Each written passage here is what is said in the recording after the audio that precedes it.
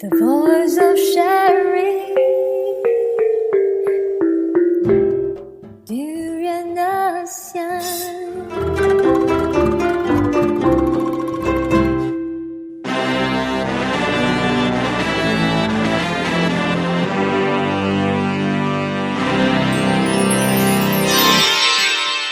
ASEAN Dailies.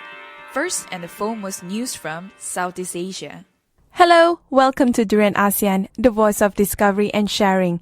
The Chinese New Year mood is still very much in full swing.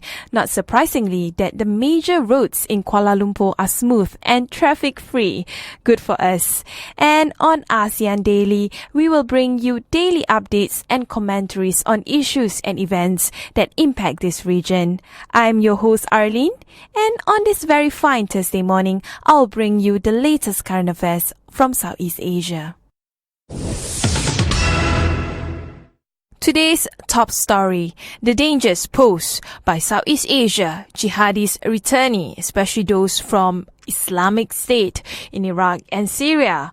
Of more than 1,000 Southeast Asian combatants for those fighting for the Islamic State, together with 2,000 to 3,000 camp followers, some are poised to return home in the near future.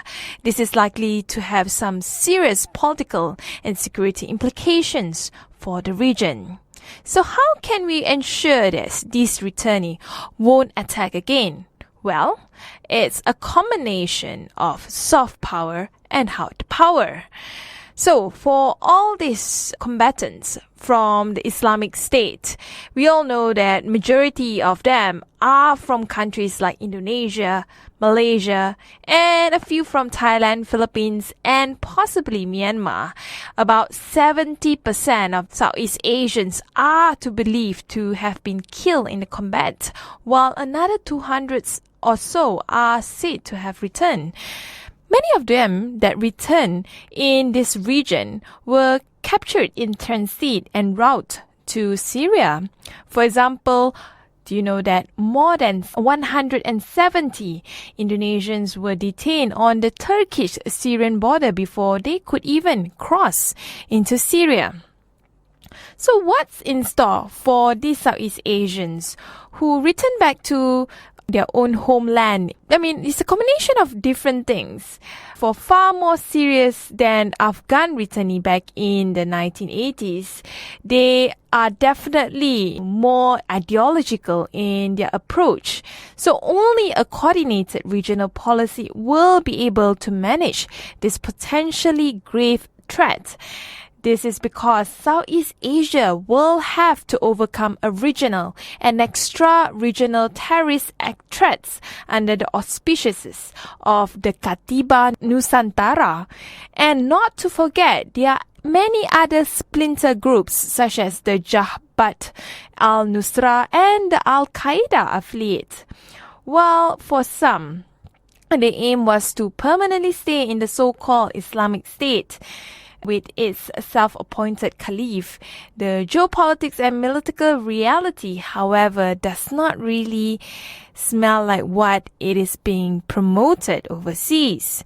And a lot of them were disillusioned with the Islamic State. For them, the dream of an Islamic paradise was shattered by the brutalities and atrocities they witnessed, especially with the many beheadings and killings of civilian Muslims.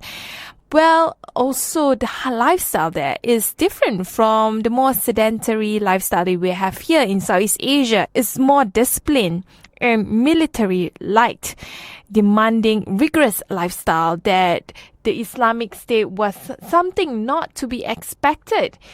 In fact, those who hope for more quote-unquote glamorous jobs and assignments were given, unfortunately, menial tasks. So what's the danger posed by these Islamic State returnees? Well, there are three ways to look at it. The first is dealing with the individuals who have adopted the radical ideology and eager to promote intolerance and hatred towards non-believers. This is, of course, been demonstrated by the numerous bombings and killings as we see in Jakarta and Thailand. the ISISification of Southeast Asia religious tenets and practice is one of the area that is definitely dangerous and it would create tension with the multicultural society of Southeast Asia. Secondly, the danger of the returnee would be accepted as natural leaders of military movement in home country. I mean, this is not the first time. It happened following the return of fighters from Afghanistan in the 1980s and 1990s. They are seen as someone who have already achieved certain sort of prestige in their career, quote unquote, having fought in Bumi Allah or God's land, and can be expected to draw many recruits who have already been radicalized. And the worst part is, finally, probably the most dangerous consequences could be the launching of terrorist operations at home by these returnees, as we've seen with the recent Jakarta bombing. Armed with battlefield experience, adept in technical skills of weapon handling and bomb making, including the killing of combatants and civilians. So what's the way forward? As I spoken earlier, it's a combination of hard power and soft power. Soft power obviously is through counter-propaganda and greater education and awareness about their own religion, Islam, as well as the importance of being educated on the danger of radicalization. But on the hard power, I think greater law and stronger legislations is important to criminalize citizens fighting for terrorist groups. In addition to strong and deterrent punishment, Southeast Asians should be stripped of their citizenship for participating in criminal acts on behalf of another state. This is not my view, obviously, is the view of Jasminder Singh, a senior analyst with the School of Rajaratnam's International Studies at Nanyang Technology University. Another news that is also hot on the oven is the US-ASEAN Summit. Well, it's not happening yet, but it will be the talk of the town next week. And it's also a chance for Southeast Asia to mule its pivot with the Americans. And as preparations continue for the first ever hosting of all ASEAN leaders by the United States at the beautiful land in California. Obviously, the name is called Sunnyland. And this month, the U.S. president has a chance to write an omission that is to draw American attention to the value of strengthening U.S.-ASEAN partnership. In his seventh and last State of the Union speech last month, Obama asked Americans to ponder the economic and security challenges in the U.S. The U.S. president has declared that he stands here confident as he has ever been at the State of the Union. Relative to the much of the world, the U.S. economy remains so, especially with a stronger dollar. Americans could benefit from Obama's taking a moment to underscore how strengthened trade and security relations with Southeast Asia will help the U.S. to meet its economic and security challenges, hence a pivot to Southeast Asia. In his address to the U.S. Congress, Obama mentioned China specifically and Asia broadly, as he has in the past. Yet, while Burma and the Philippines have been mentioned in prior addresses, Southeast Asia as a region has never really caught the full attention of this president of the U.S. But the region may well have expected a shout-out from the president, and will definitely be a place where the Americans might find solitude. Finally, the 21st century may well be an Asia-Pacific century. Yet the state of the U.S. Union is that the U.S. remain an ASEAN-Pacific partner, and with attention, investment, and involvement, it will remain so to the betterment of Southeast Asia. as a whole, it is definitely a great balancing act for the US to focus on Southeast Asia, especially China is also a big player in this region. Speaking at the US-ASEAN Leaders Summit, Prime Minister Lee will be meeting a couple of tech titans during the special visit.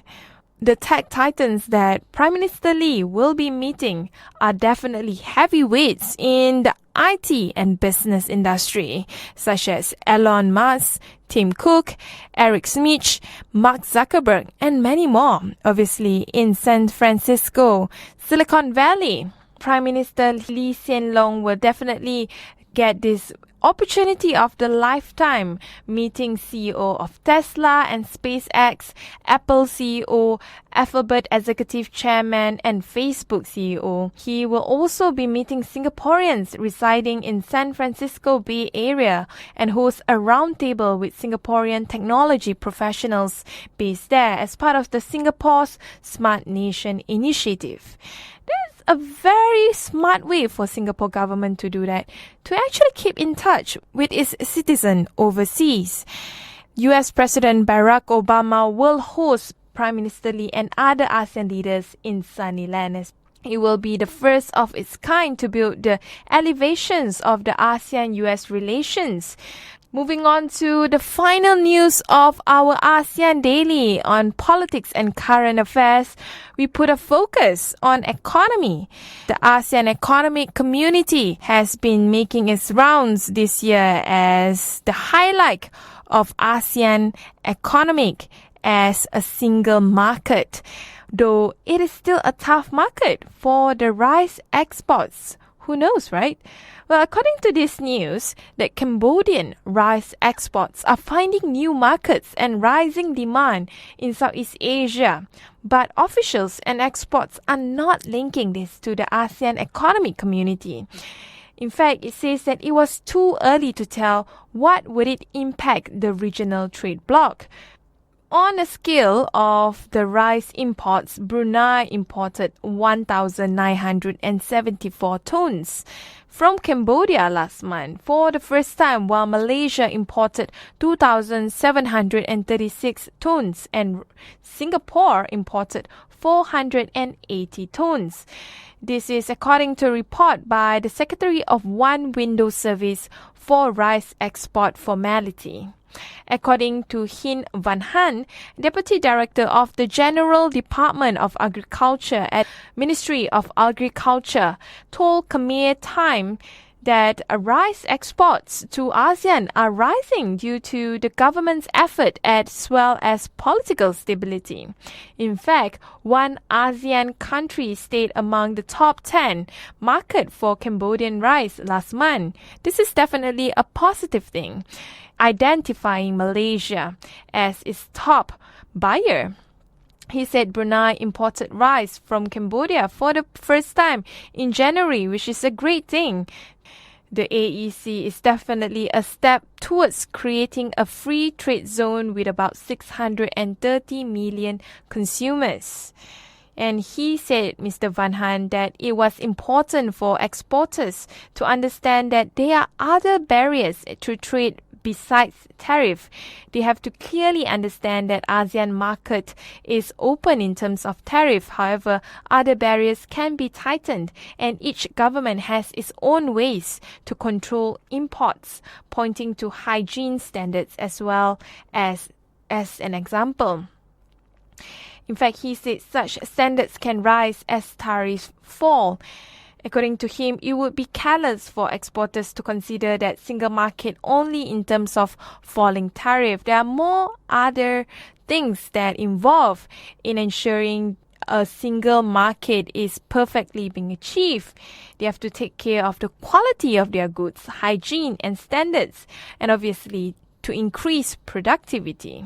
Hence, talking about rice again, Cambodia exported 44,000 tons of rice, both white and fragrant rice, last month, up to 22.6% jump from the 35,900 tons in the same month last year.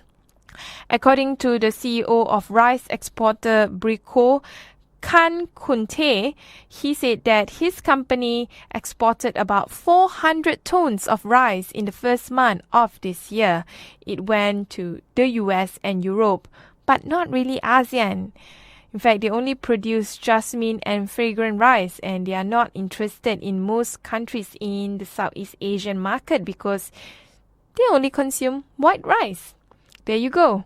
Preference also would dictate the market. So at the end of the day, it's definitely a tough market for rice exports, despite the AEC, because there are many other factors that would affect the rice market. That's all from our ASEAN Daily today. Thanks for tuning in to Durian ASEAN with me, Arlene.